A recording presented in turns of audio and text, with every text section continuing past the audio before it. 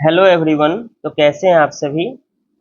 DND news में आपका स्वागत है। तो आइए आज का करंट अफेयर्स देख लेते हैं। सबसे पहला न्यूज, 21वीं सदी भारत और आसियान देशों की सदी है। आसियान भारत शिखर सम्मेलन में प्रधानमंत्री मोदी ने कहा। और ये भारत आसियान शिखर सम्मेलन हो कहाँ रहा है, तो लाओस के वियंतियाने में। प्रधानमंत्री नरेंद्र मोदी ने बुधवार को कहा कि 21वीं सदी भारत और आसियान देशों की सदी है।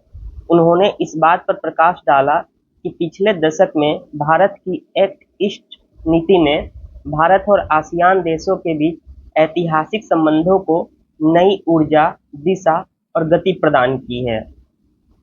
आसियान को प्रमुखता देते हुए 1991 में हमने इंडो पैसिफिक महासागर पहल की शुरुआत की थी। यह इंडो पैसिफिक पर आसियान दृष्टिकोण का पूरक है। उन्होंने यह भी कहा कि मेरा मानना है कि 21वीं सदी भारत और आसियान देशों की सदी है। आज जब दुनिया कई हिस्सों में संघर्ष और तनाव की स्थिति में है, तब भारत और आसियान की मित्रता, सहयोग, संवाद और सहकारिता बहुत महत्वपूर्ण है। उन्होंने कहा कि पिछले 10 वर्षों में भारत और आसियान क्षेत्र के बीच व्यापार लगभग दोगुना होकर 130 बिलियन अमेरिकी डॉलर से अधिक हो गया है। आज भारत के पास 7 आसियान देशों के साथ सीधी उड़ान कनेक्टिविटी है और जल्द ही ब्रुनेई के साथ भी सीधी उड़ानें शुरू होगी। हमने तिमोर लेस्टे में नए वाणिज्यिक दूतावास खोले हैं। सिंगापुर आसियान क्षेत्र का पहला देश था जिसके साथ हमने फिनटेक कनेक्टिविटी स्थापित की है और अब इसे अन्य देशों में भी दोहराया जा रहा है। प्रधानमंत्री मोदी ने जन केंद्रित दृष्टिकोण पर जोर दिया और कहा कि यह दोनों क्षेत्रों के बीच विकास साझेदारी का आधार है।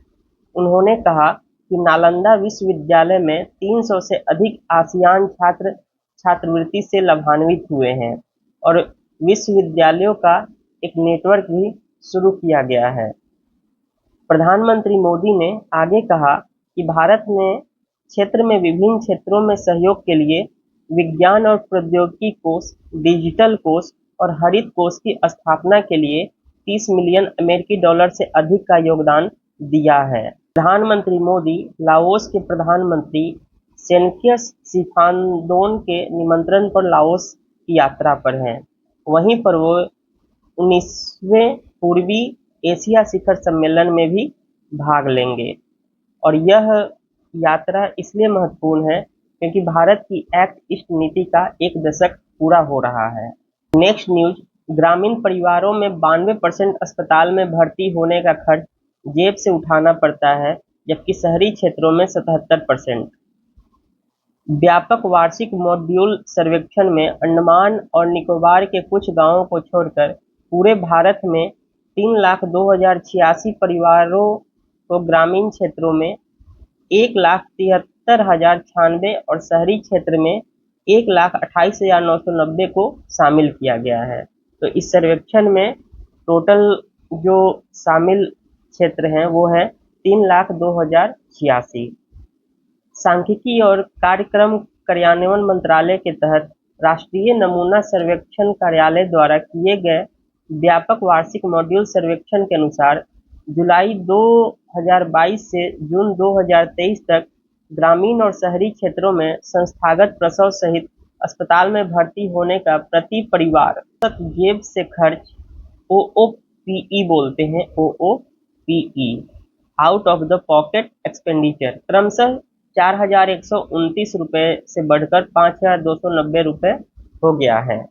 हालांकि सर्वेक्षण के अनुसार एक वर्ष में ग्रामीण और शहरी क्षेत्रों में अस्पताल में भर्ती होने की औसत लागत जो है 4,496 रुपये और 6,877 रुपये थी। इस प्रकार यदि कुल अस्पताल भर्ती लागत में OOP के अनुपात की गणना की जाए तो शहरी क्षेत्रों में लोग अपनी अस्पताल भर्ती देखभाल पर लागत का लगभग 77% और अपनी जेब से खर्च करते हैं, जबकि ग्रामीण लोगों के लिए यह लगभग 92% है। OPE है क्या? तो OOPE अर्थात वह राशि जो परिवार स्वास्थ्य देखभाल प्राप्त करने के समय अदा करते हैं। स्वास्थ्य देखभाल भुगतान के लिए उपलब्ध वित्तीय सुरक्षा के स्तर का एक महत्वपूर्ण संकेतक है। सीएएम सर्वेक्षण, जिसकी रिपोर्ट बुधवार को जारी की गई, राष्ट्रीय नमूना सर्वेक्षण के 79वें दौर के हिस्से के रूप में आयोजित किया गया था।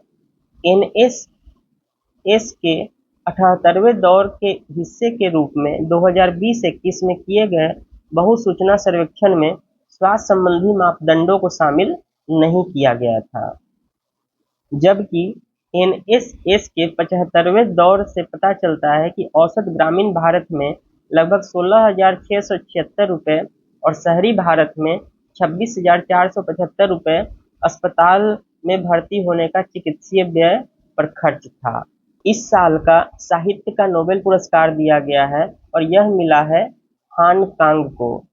साहित्य में नोबेल पुरस्कार पाने वाली पहली दक्षिण कोरियाई लेखिका हान कांग ने इससे पहले अपने उपन्यास द वेजिटेरियन के लिए अंतर्राष्ट्रीय बुकर पुरस्कार जीत चुकी हैं, जो उनके लिए वैश्विक दरवाजे खोलने में महत्वपूर्ण रहा था।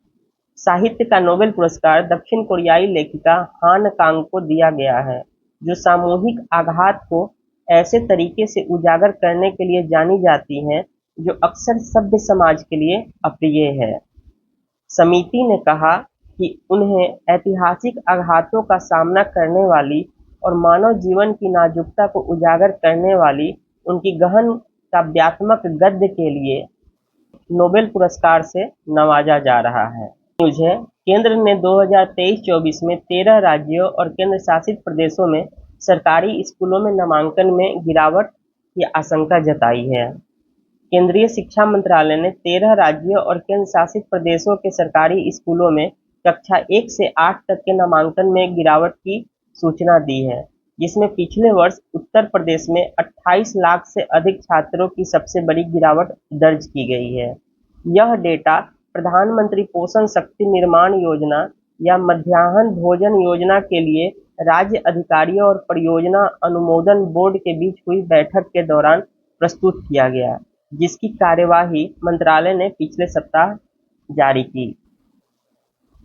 आंकड़ों से पता चलता है कि शैक्षणिक वर्ष 2023-24 में उत्तर प्रदेश के सरकारी स्कूलों में कक्षा 1 से 8 तक के नामांकन में 2022-23 की तुलना में 28,69,670 छात्रों की कमी देखी गई है।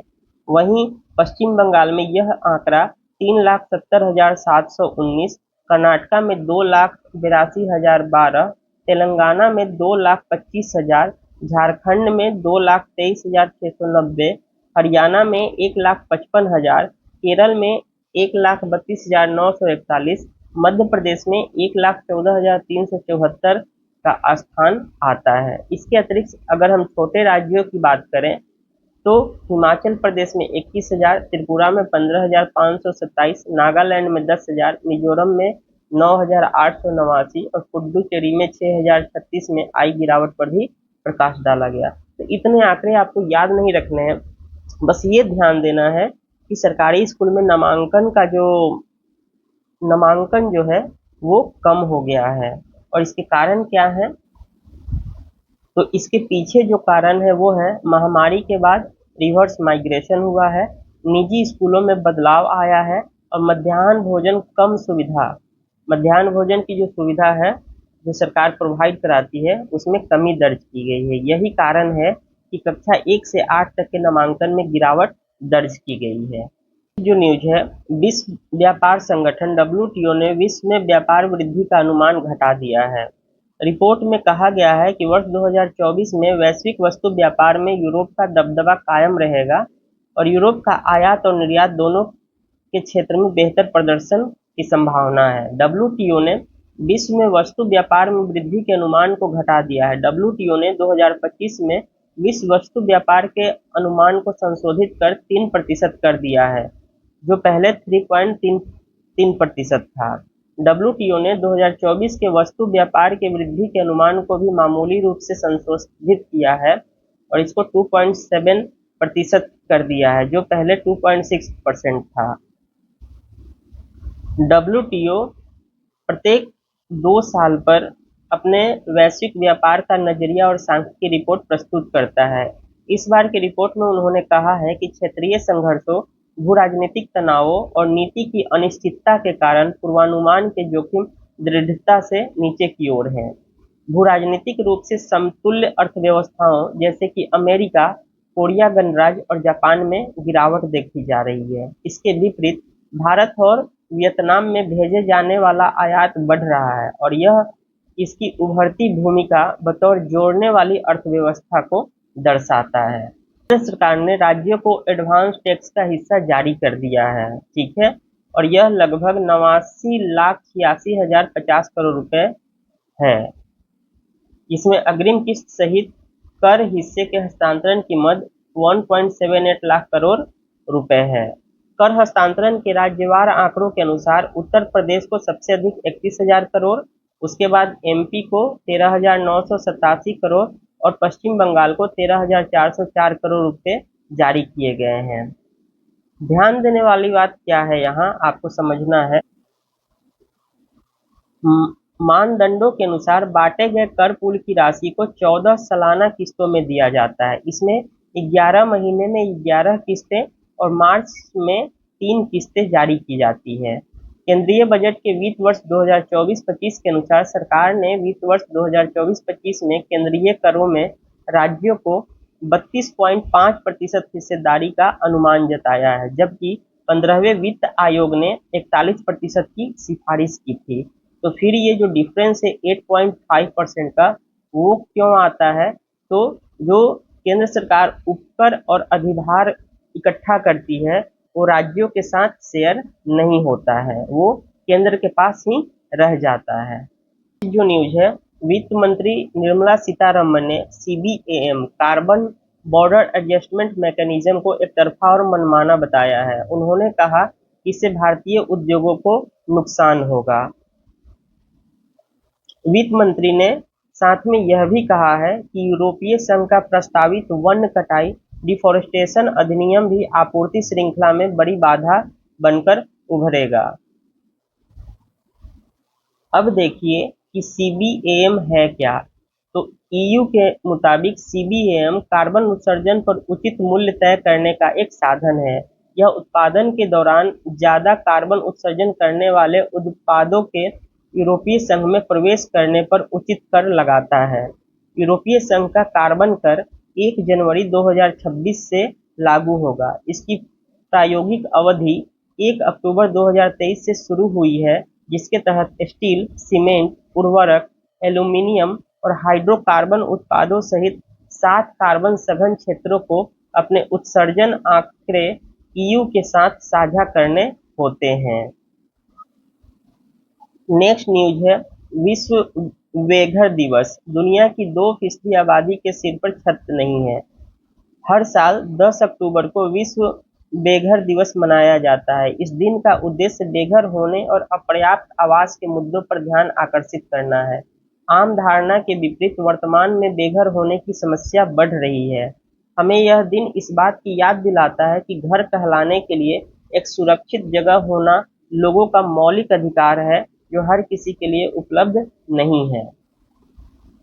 ऐसा अनुमान है कि दुनिया भर में लगभग 15 करोड़ लोग ऐसे हैं जिनके पास घर नहीं है। इसका मतलब है कि दुनिया की लगभग 2% आबादी बेघर है। भारत के संदर्भ में बेघरों की स्थिति देखें तो जनगणना 2011 के अनुसार देश के शहरी इलाकों में कुल 9,38,348 लोग बेघर थे। वहीं राज्यवार आंकड़े बताते हैं कि देश में 17.73 लाख लोगों के सिर पर छत नहीं है। चिंताजनक पहलू यह है कि ग्रामीण इलाकों की तुलना में शहरों में बेघर लोगों की संख्या अधिक है। नेक्स्ट न्यूज है, सरकार ने हिज्ब उत तहरीर पर लगाया प्रतिबंध, कहा इसका उद्देश्य इस्लामिक राज्य स्थापित करना। सरकार ने गुरुवार को हिज्ब उत तहरीर को प्रतिबंधित संगठन घोषित कर दिया है, जो 1953 में यरूशलेम में स्थापित एक वैश्विक अखिल इस्लामिक समूह है, क्योंकि इसका उद्देश्य जिहाद और आतंकवादी गतिविधियों के माध्यम से विश्व स्तर पर इस्लामिक राज्य और खिलाफत स्थापित करना है। केंद्र सरकार का मानना है कि हिज्ब उत तहरीर आतंकवाद में शामिल है और उसने भारत में विभिन्न आतंकवादी कृत्यों में भाग लिया है। अधिसूचना में इस समूह को गैर कानूनी गतिविधियां रोकथाम अधिनियम 1967 के तहत प्रतिबंधित संगठन घोषित किया गया है। अब कुछ खेल से समाचार देख लेते हैं। तो टेनिस जगत की बात करें तो डेविस कप फाइनल के बाद राफेल नडाल खेल से संन्यास लेंगे। नडाल ने रिकॉर्ड 14 फ्रेंच ओपन खिताब सहित 22 ग्रैंड स्लैम खिताब जीते हैं। तो ये है राफेल नडाल। राफेल नडाल ने नवंबर में डेविस कप फाइनल के बाद टेनिस से संन्यास लेने की घोषणा की है। 22 ग्रैंड स्लैम खिताबों के विजेता नडाल ने गुरुवार को अपनी सोशल मीडिया प्लेटफॉर्म पर इसकी घोषणा की। नडाल उन 3 पुरुष खिलाड़ियों में से एक हैं जिन्होंने कैरियर गोल्डन स्लैम पूरा किया है, जिसमें उन्होंने चारों ग्रैंड स्लैम खिताब जीतने के साथ-साथ ओलंपिक स्वर्ण पदक भी जीता है। उनके 22वें ग्रैंड स्लैम खिताब में 14 फ्रेंच ओपन खिताब शामिल हैं। उन्होंने 4 बार यूएस ओपन खिताब जीता, जबकि ऑस्ट्रेलियन ओपन और विंबलडन का खिताब 2-2 बार जीता है। नडाल ने स्पेन के साथ डेविस कप का खिताब 4 बार जीता है। नेक्स्ट जो न्यूज है वो टेबल टेनिस एशियाई चैंपियनशिप से है, जो कजाकिस्तान के अस्थाना में चल रहा है। इसमें भारतीय पुरुष टीम ने कांस्य पदक जीत लिया है। नेक्स्ट जो न्यूज है, भारतीय महिलाओं ने 7वीं एशियाई महिला क्लब लीग हैंडबॉल चैंपियनशिप में कांस्य पदक जीता है, और यह आयोजित कहाँ हो रहा था? तो कजाकिस्तान के अलमाटी में। अलमाटी के दोस्तीन यूनिवर्सल स्पोर्ट्स कॉम्प्लेक्स में 7वीं एशियाई महिला क्लब लीग में भारत की महिला क्लब लीग ने कांस्य पदक जीता है। मिलते हैं नेक्स्ट क्लास में। तब तक चैनल पर नए हैं तो सब्सक्राइब कीजिए, लाइक कीजिए, शेयर कीजिए, बेल आइकन को दबाइए, नोटिफिकेशन पाइए। धन्यवाद।